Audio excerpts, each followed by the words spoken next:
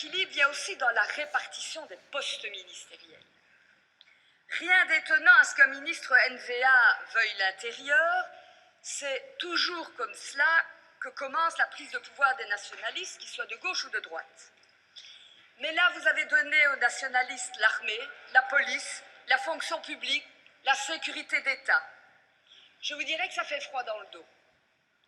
Surtout que, on l'a vu les derniers jours, les dernières heures, la personnalité de certains de vos ministres est inquiétante.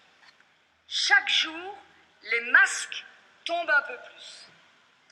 Lundi, pour Yann Yambon, votre vice-premier ministre, les collaborateurs avaient leur raison.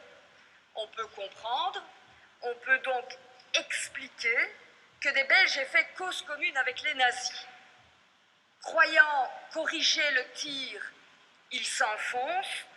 La collaboration, dit-il, est une erreur historique. Une erreur. Une erreur comme tout le monde fait des erreurs. Une simple erreur qui peut être pardonnée. Pour moi, monsieur le vice-premier ministre, la collaboration n'est pas une erreur. C'est une ignominie absolue, car il est ignoble de prendre fait et cause pour ceux qui sont responsables de l'Holocauste et qui ont foulé aux pieds toutes nos valeurs. Et monsieur le Premier ministre, c'est à cet homme-là qu'on donne l'intérieur.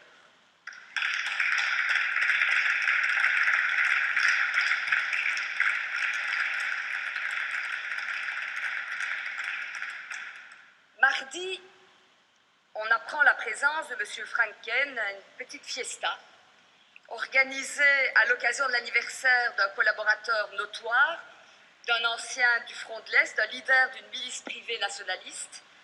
Je dirais que le bruit des bottes par ce biais résonne dans le gouvernement du pays, et c'est avec effroi que l'on constate que c'est celui-là, manifestement homophobe de surcroît, qui va s'occuper de l'asile et de l'immigration. Mercredi, nouvelle révélation, parue dans le groupe Sud Presse, toujours relative à M. Franken. Votre secrétaire d'État, figure éminente de la NVA, a, selon ses révélations envoyées en juillet 2007 et juin 2008, plusieurs mails en sa qualité de membre et leader d'un VNV. Dans ces mails adressés notamment à Lisbeth Osman, il appelle à se réunir pour définir les grandes lignes de la gestion et notamment de la fin de la Belgique. Il menace les membres si l'un d'eux osait parler. Il le menace d'une balle. J'ose à peine répéter ses propos tant ils sont honteux. Il le menace d'une nuit avec un homosexuel. Voilà, monsieur le Premier ministre, ceux avec qui vous vous êtes associés.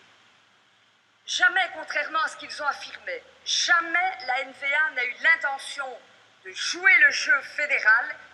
Depuis le début, son objectif reste inchangé.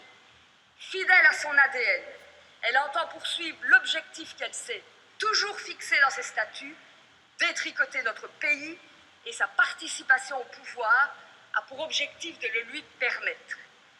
Par ailleurs, ces récentes déclarations, les récents événements, le verbe encore ici de M. Franken, tendent à démontrer que la plupart des leaders de ce parti sont loin de partager les valeurs qui sont les nôtres.